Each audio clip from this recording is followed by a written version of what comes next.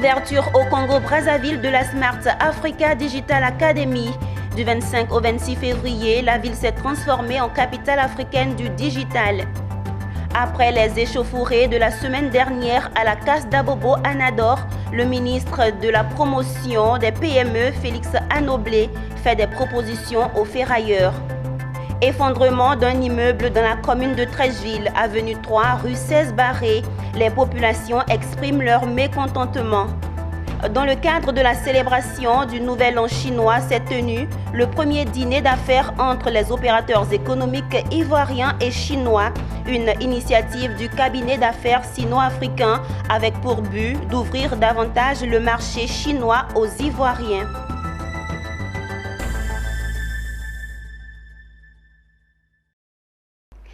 Madame, Monsieur, bienvenue au journal de Business 24 Africa. Ouvrons cette édition en nous rendant en République du Congo, précisément à Brazzaville.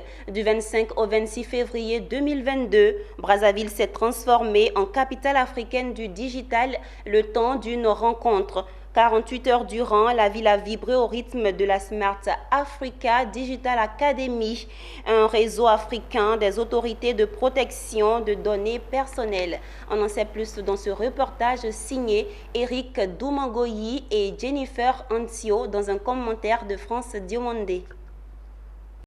L'Alliance Smart Africa a été lancée officiellement à Brazzaville le vendredi 24 février à la veille de la 5e réunion du Conseil des ministres en charge des TIC de Smart. Ce segment ministériel se propose, entre autres agendas de travail, de faire l'état d'avancement de la mise en œuvre des procès-verbaux des résolutions de la 4e réunion du Conseil de ministres en charge des TIC. Et il a procédé également à la ratification de la constitution de Smart Africa.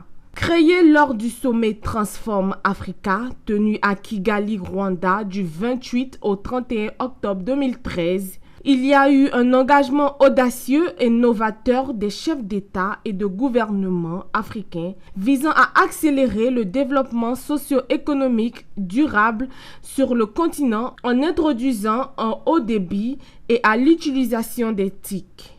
2 ministres du Bénin et de la République démocratique du Congo ont fait le déplacement pour se joindre à leur homologue du Congo-Brazzaville. Je vais dire les défis. Les défis ne sont pas que béninois, c'est des défis africains et même mondiaux. C'est comment aujourd'hui notre jeunesse, qui a soif de connaissances, de compétences, soif aussi de s'insérer professionnellement, comment on fait pour leur donner les aptitudes pour vivre dans leur ère, l'ère de l'économie numérique.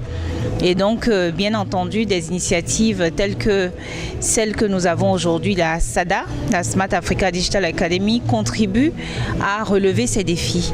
Donc, c'est former notre jeunesse, leur donner la possibilité plus tard de pouvoir accéder à des emplois de qualité, parce qu'aujourd'hui, il est démontré que d'ici 2030, on aura plus de 230 emplois qui vont faire appel à des compétences numériques. Donc c'est important de pouvoir former cette jeunesse et l'initiative de Smart Africa de notre alliance s'inscrit dans cette dynamique. Nous ne devons pas oublier que l'essor technologique dépend de la conjugaison des forces et des intelligences. Et je pense que ce qui nous amène ici à se souder, à être ensemble pour qu'on avance par rapport à la transformation numérique, c'est justement le fait que chacun amène sa petite pierre pour que demain, ça soit un rendez-vous de donner et de recevoir. Il ne faudrait pas que l'Afrique reçoive seulement ce que font les autres, mais l'Afrique est décidée aussi de donner. La soirée du lancement officiel de Smart Africa était question de converger vers l'adoption d'une approche écosystème qui évite une approche cloisonnée et qui est globale dans la définition et application des éléments et des fondements nécessaires à la transformation du numérique pour tous, partout en Afrique. Cette réunion a connu 2 temps forts.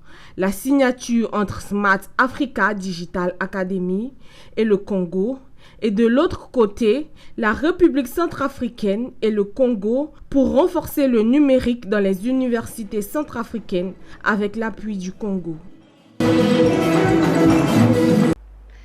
Restons toujours au Congo-Brazzaville où l'un des temps forts de la Smart Africa Digital Academy fut la 5e réunion du Conseil des ministres en charge d'éthique de Smart Africa. Cette année, elle a planché sur plusieurs dossiers, tous concourant à la transformation digitale de l'Afrique pour son développement socio-économique. Nous restons avec Eric Doumangoyi et Jennifer Antio, cette fois-ci dans un commentaire de Walter Kofi.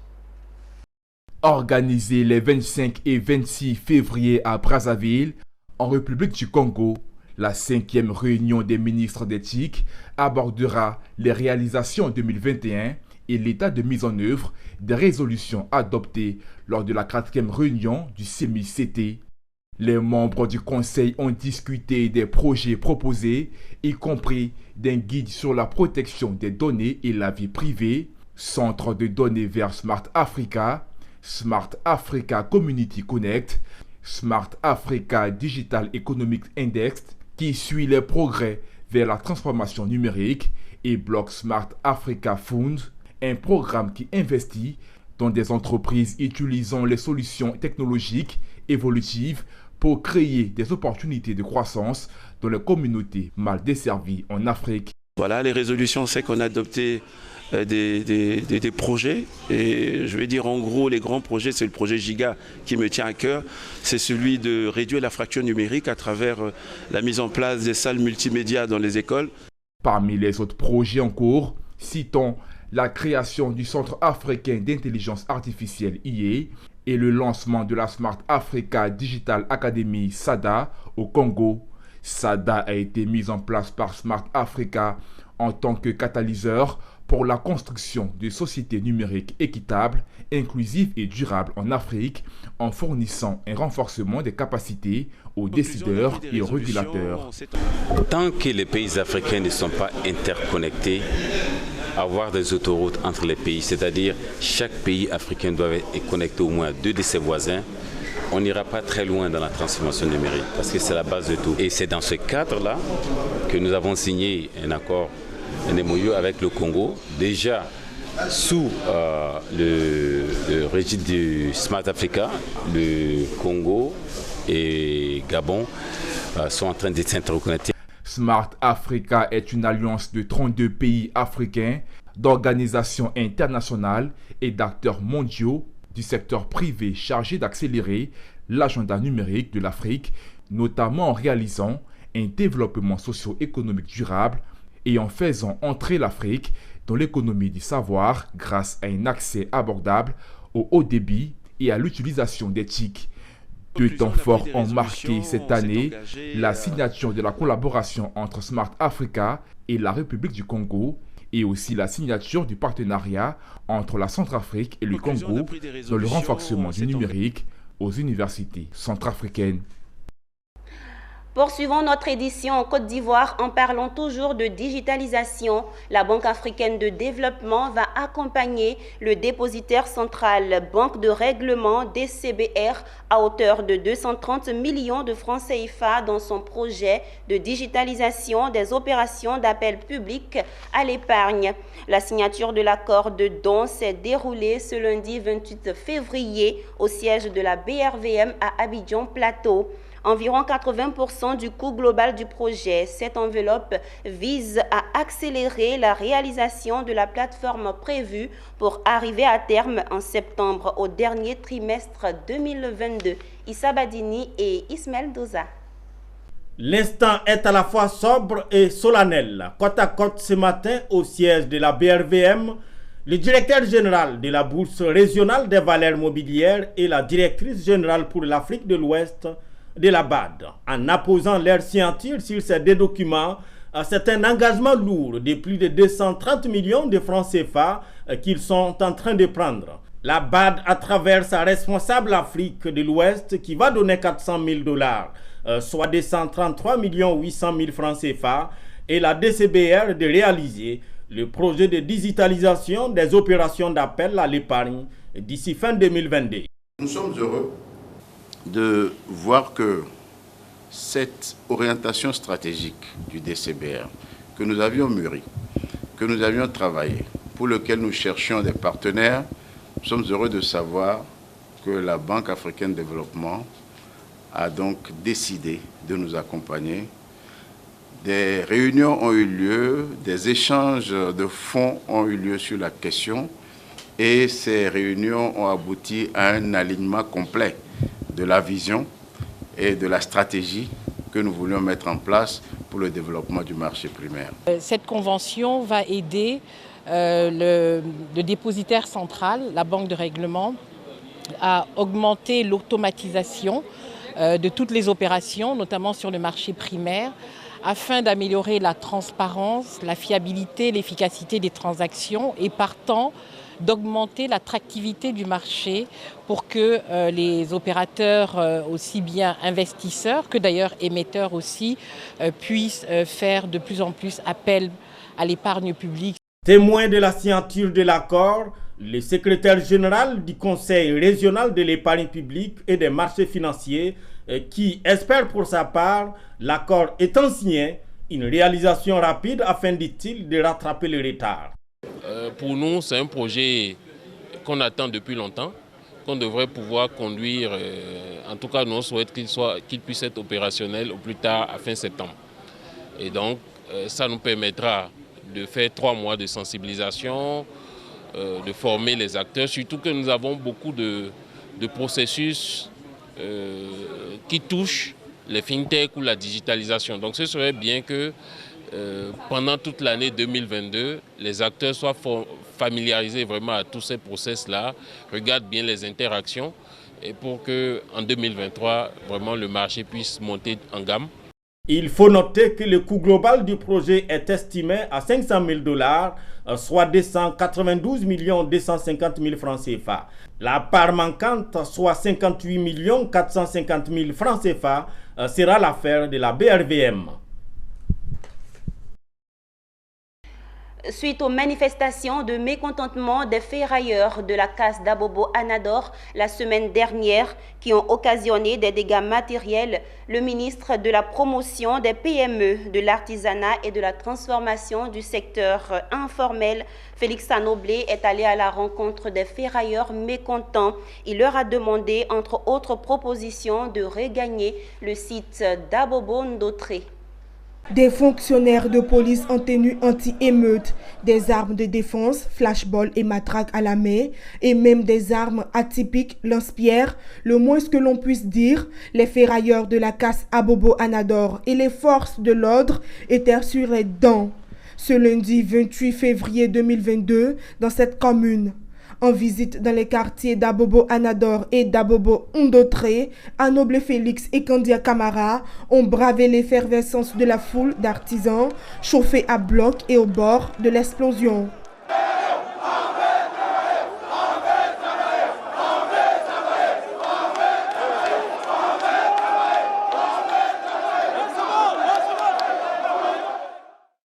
C'est dans cette ambiance hystérique que le ministre Anoble Félix et le député maire d'Abobo, Kandia Camara, se sont rendus sur le site de la casse Abobo-Anador pour proposer des solutions à la colère des maîtres de séance. Ces derniers demandent la réouverture de leurs magasins fermés depuis 2 mois. Toutefois, sans langue de bois, le ministre Anoble Félix a tranché dans le vif. Ceux qui ont des magasins, allez-y les occuper. Ils nous ont dit qu'ils n'ont pas d'espace pour être là. Je demandais que les artisans viennent occuper les magasins. Quand je vais constater que malgré cette occupation, nous avons des artisans qui n'ont pas d'espace, nous allons faire bâtir en préfabriqué un entrepôt pour leur permettre de garder leurs affaires qu'ils enlèvent pêle-mêle partout, à Bobo et partout, dans un entrepôt qui va être géré donc par eux-mêmes, par la Chambre des métiers, de manière à ce qu'on puisse donc renforcer les magasins pour qu'ils occupent ces magasins pour vendre. Mais à travers l'entrepôt, ils pourront continuer à vendre. Dans un discours incisif et franc, ponctué de répliques en langue dioula, le député maire d'Abobo, Kandia Camara, a vertement indiqué aux ferrailleurs du site Anador que leur présence en ce lieu était désormais indésirable. La population d'Abobo a demandé que la condition de vie des populations d'Abobo puisse changer. Et le président de la République, Alassane Ouattara, a pris cet engagement-là, de faire en sorte que les habitants d'Abobo puissent non seulement vivre dans de meilleures conditions, mais qu'ils puissent aussi les hommes et les femmes travailler dans de meilleures conditions. C'est ainsi qu'il y a des projets qui ont été initiés. Les premiers projets concernent les échangeurs. Il y aura 2 échangeurs. Il y a le premier échangeur qui a commencé, c'est celui du rond-point de la mairie. Le deuxième échangeur, ce sera au rond-point d'Anador. Toujours à Anador, il est prévu la construction d'un CHU, qui sera le plus grand et le plus moderne de Côte d'Ivoire. Il est prévu la construction d'une piscine olympique, d'un lycée d'excellence, d'un centre islamique. Tout cela sur le site d'Anador. Donc vous comprendrez aisément que ces infrastructures ne peuvent pas être réalisées pendant que les ferrailleurs sont installés de cette façon-là, là-bas. Une visite dans les venelles du site de la casse d'Abobo Undotré a révélé des magasins fermés sur les 1645 qui meublent les 13 hectares disponibles aujourd'hui. Au nom des ferrailleurs recasés sur ce site et qui sont visiblement heureux d'y résider, nonobstant quelques désagréments. L'un de leurs responsables, Diallo Aboubakar, a lancé un appel à ses pairs qui font encore la moue. Nous nous inscrivons dans cette dynamique-là d'accompagner Madame le maire et Monsieur le ministre, d'exhorter tous nos amis qui sont à Nador, qui possèdent des magasins, à venir les récupérer le plus rapidement possible. Notons que cette rencontre a été initiée par le ministre de la promotion des PME, de l'artisanat et de la transformation du secteur informel, suite au mécontentement des ferrailleurs de la casse d'Abobo Anador la semaine dernière, qui s'est matérialisé par le vandalisme de 4 bus de la Sotra dans la commune au slogan Abobo Ezo. Ce reportage était signé Patrick Okrou et Tima Traoré. Un immeuble s'est écroulé dans la commune de Treichville, précisément à l'avenue 3, rue 16 Barré. Le bilan provisoire est de 21 victimes, dont 5 morts. Les secours, selon les riverains, seraient arrivés tardivement, d'où leur colère. Philippe Zabo et Richard Akeke. Un énième immeuble en construction s'est encore écroulé. Cette fois-ci, dans la commune de Treichville, causant tristesse, consternation et mort. 5 morts selon le bilan provisoire. Face à ce drame, le gouvernement a exprimé sa compassion aux victimes en y déléguant des ministres comme celui de l'Intérieur et de la Sécurité. Il est inacceptable qu'une construction de ce type puisse s'affaisser comme un château de cartes. Cela a été plusieurs fois dénoncé malheureusement, mais il faut très certainement des avis techniques, mais on se rend compte de la qualité de ces habitations lorsque ce genre de drame intervient. Alors je voudrais, en tant que ministre de l'Intérieur et de la Sécurité, en charge des questions de protection civile, encore une fois lancer un appel à la suite de mes collègues du gouvernement qui sont déjà passés ce matin, pour dire aux opérateurs, en tout cas tous ceux qui entreprennent la construction de bâtiments, non seulement de respecter les normes, mais de prendre les avis techniques.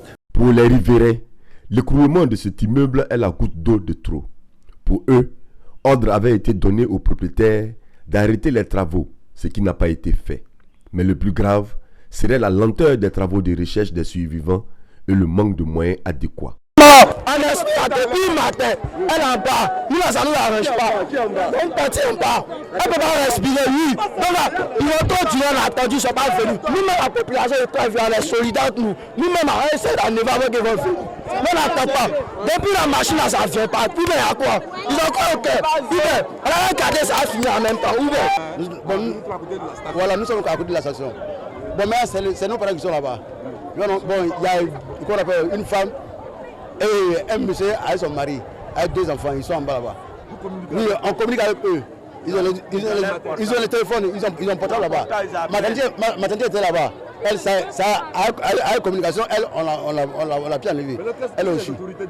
Bon, les autorités disent qu'on a d'attendre, les machines vont venir enlever. Bon, depuis le matin, ça prend du temps. Ça prend du temps depuis le matin. Bon, 15h, c'est que nous, là, depuis 1h du matin, on a commencé là. Oui, Il y a d'autres qui sont morts, il y a d'autres qui sont vivants. Mais on a fait sortir plus que 5 personnes qui sont parties avant d'arriver aussi, qu'ils sont morts dans les voitures. Sinon, nous-mêmes, on n'a pas dormi. Moi, c'est à côté ici. Depuis 2020 à Abidjan, ce sont 11 immeubles qui se sont écroulés. Si les autorités compétentes ne peuvent arrêter le phénomène, la population leur demande d'équiper les sapeurs-pompiers pour faire face à ces drames. Car à Abidjan, l'écriteau AD, qui signifie à démolir, signifie en fait à discuter. Après cette page triste, intéressons-nous aux échanges commerciaux entre la Côte d'Ivoire et la Chine. China Mindset Meetup, entendez, rencontre d'échanges sur l'état d'esprit chinois. Tel est l'ordre du jour du premier dîner d'affaires entre les opérateurs économiques ivoiriens et chinois, et ce dans le cadre de la célébration du Nouvel An chinois. Initié par le cabinet d'affaires sino-africain, ce dîner a pour but d'ouvrir davantage le marché chinois aux opérateurs économiques ivoiriens. Comment pénétrer le marché chinois? Quand il faut le faire et pourquoi? C'est autant de questions qui étaient sur la table dînatoire de ce premier China Mindset Meetup. Un dîner ponctué d'ateliers, de communication et autres présentations des structures intervenant sur le marché chinois. Le but, selon le cabinet Guangxi Management, initiateur du Meetup, c'est d'ouvrir davantage la destination Chine aux hommes d'affaires de Côte d'Ivoire. Étant dans le comité de direction de l'ECHAM pour l'Afrique, nous avons un regard sur la Côte d'Ivoire parce que le headquarter de Guangxi est basé en Côte d'Ivoire. Donc c'est de rapprocher la chambre de commerce des industriels chinois, de pouvoir leur mettre à disposition des hommes d'affaires, créer des partenariats stratégiques pour permettre aux entreprises ivoiriennes de pouvoir développer leurs activités. Les convives, des hommes et femmes convaincus du caractère incontournable dans le commerce de l'Empire du Milieu, d'où la nécessité de trouver des voies et moyens à travers des rencontres de cette nature pour accéder au grand marché chinois. Parler de l'attractivité en ce qui concerne le partenariat des industriels chinois, je pense que ce n'est plus faire de la langue de bois. La Chine est le premier fournisseur et le troisième partenaire commercial de la Côte d'Ivoire. Nous importons tout type de véhicules, c'est-à-dire les cars de transport, les petites voitures, les voitures communaux, intercommunaux. Et donc il faut dire que ça a été des échanges fructueux. Et nous pensons que nous pourrons marcher avec les Chinois. L'amitié entre la Chine et l'Africaine, c'est très solide. Donc la Chine va aborder leur expérience et la technique pour développer l'Afrique. Il faut noter que l'organisation de ce China Mindset Meetup s'inscrit dans le cadre du Nouvel An chinois, célébré officiellement du 1er au 15 février dernier, d'où la danse du lion.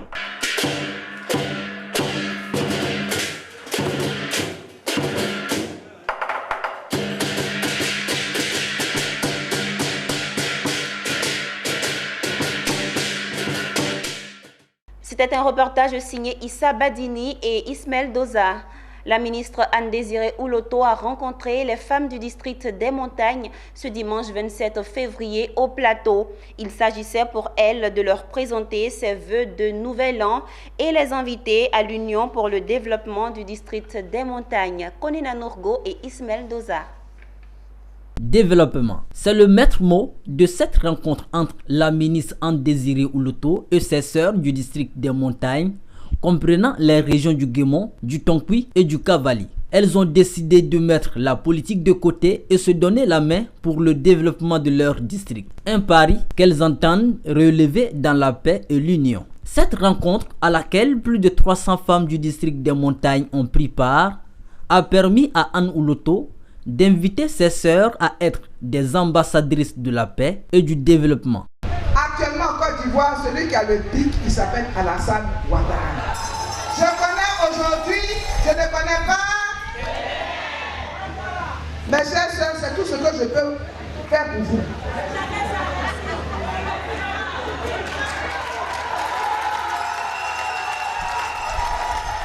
La vérité là, elle peut rougir les yeux, mais elle ne les casse pas. Je veux le développement du district des montagnes. Qui veut le développement du district des montagnes? Qui veut le développement du Tompi? Qui veut le développement du Guéman? Qui veut le développement du Kavali? C'est pas compliqué. Mobilisons-nous derrière celui qui a la clé du développement. Il faut porter les voix des femmes, mais il faut porter les préoccupations des femmes. Donc il ne faut pas les dire comme ça. Et donc on veut que cette rencontre soit institutionnalisée. Anne Ouloto, qui avait à ses côtés la secrétaire d'État Maï Clarisse, a également exhorté les femmes à s'impliquer dans la lutte contre le phénomène des grossesses en milieu scolaire. Un appel bien reçu par ses sœurs. Cette initiative de développement a été saluée par les cadres du district. Du développement qui passe par la femme. Parce que nous devons être, Madame la ministre a dit, les ambassadrices. Parce que nous donnons la vie. C'est nous qui devons parler du développement, mais dans l'union, dans la cohésion. En temps de paix comme en temps de guerre, les femmes sont en réalité les premiers soldats. Soldats pour la paix, soldats pour la tranquillité, soldats pour la survie. Et voir qu'en cette période charnière de notre histoire nationale, où nous sortons des difficultés, mais où l'ensemble des forces vives du pays, à travers naturellement le dialogue politique, se retrouvent à l'effet de parler le langage de la paix et du développement, nous pensons que c'est un signe très encourageant que de voir les femmes du district des montagnes se réunir. Ensemble, la ministre Anne Ouloto et ses sœurs ont convenu de régulariser cette rencontre afin de parler de développement.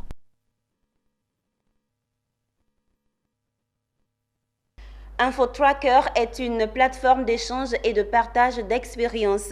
Pour célébrer ses 5 années d'existence, une soirée d'échange a été initiée sur le thème « Journalisme et militantisme, quelles frontières ?» C'était dans la commune de Koumassi le vendredi dernier. Cette initiative avait pour but de créer un cadre d'échange et de partage de connaissances dans le domaine du journalisme. Amidia Rassouba et Richard Akeke. Créée le 17 août 2018, InfoTracker est une plateforme numérique d'échange et de partage entre journalistes. Pour célébrer ses 5 années d'existence, InfoTracker a initié une rencontre en présentiel avec tous les membres afin d'échanger autour du thème « Journalisme et militantisme, quelles frontières ?» Initiative à encourager, selon Jean-Claude Koulibaly, président de l'UNJCI, qui a salué cette initiative. C'est vraiment la joie de vivre avec des confrères. C'est la confraternité et la solidarité. C'est ce qui doit être de mise, en tout cas, dans notre communauté de journalistes. Vous savez, comme je l'ai dit, l'Union nationale des journalistes de Côte d'Ivoire a été bâtie sur 3 piliers. Le premier des piliers, c'est la confraternité. Le deuxième des piliers, c'est la solidarité. Et bien entendu, il y a le 3e pilier qui est la formation. Pour Daouda Koulibaly, président d'InfoTracker, il entend poursuivre ses actions tout en créant d'autres rencontres d'échange entre confrères journalistes. Et comme pendant 5 ans, nous sommes seulement que dans le virtuel, on a décidé de se rencontrer aujourd'hui, de débattre de la thématique journalisme et militantisme, quelles frontières? Parce que de plus en plus, comme vous le savez, beaucoup de médias sont détenus par des politiques. Il fallait que les journalistes s'auto-forment et s'auto-sensibilisent sur la frontière qui existe entre le militantisme et le journalisme. Rendons-nous à Yamoussoukro, capitale politique de la Côte d'Ivoire. Le ministre du Budget et du Portefeuille de l'État, Moussa Sanogo, était face aux sénateurs de la Commission des Affaires économiques et financières. Il s'agissait pour le ministre de présenter 2 projets de loi. Le premier relatif à la ligne 1 du métro d'Abidjan et le second à l'aménagement hydroélectrique de Saint-Grobo. Ces 2 projets de loi ont été adoptés à l'unanimité par les sénateurs. Charles Kouakou dans un commentaire de Doris Bessé. Moussa Sanogo, ministre du Budget et du Portefeuille de l'État, face à la Commission des affaires économiques et financières du Sénat. Objectif, présenter 2 projets de loi aux sénateurs en vue de leur adoption. Le premier projet de loi est relatif à la ratification de l'ordonnance numéro 2021-433 du 8 septembre 2021 portant légalisation du régime fiscal et douanier de la convention de concession de la ligne 1 du métro d'Abidjan. Quant au second, il concerne la ratification de l'ordonnance numéro 2021-672 du 3 novembre 2021 portant légalisation du régime fiscal et douanier de la convention de concession pour la conception, le financement, la construction, l'exploitation et le transfert de propriété de l'aménagement hydroélectrique de Saint-Grobo-Aouti. D'une puissance de 44 MW, cette hydroélectrique est située sur le fleuve Bandama. Au terme de cette rencontre, l'émissaire du gouvernement a dit sa satisfaction. Il apporte beaucoup de choses. Déjà la facilité des déplacements, la réduction des coûts. Bon, pour le moment, on n'a pas encore annoncé les prix, mais vous imaginez que les Abidjanais paieront moins pour se déplacer. Vous savez, aujourd'hui, c'est quand même des coûts qui pèsent quelquefois sur les budgets des ménages. Donc la réduction des coûts, c'est à peu près 1200 milliards de francs CFA que les Abidjanais dépensent par an pour pouvoir se déplacer. Mais aussi les emplois qui vont être créés, les commerces autour de la voie ferrée, on va dire les réductions également des coûts des entreprises.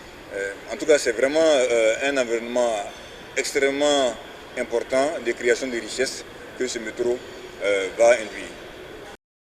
Ces 2 projets de loi ont été adoptés à l'unanimité par les membres de cette commission présente. C'est la fin de ce journal préparé par l'ensemble de la rédaction. Merci de l'avoir suivi. À demain, même heure sur le même canal pour une nouvelle édition.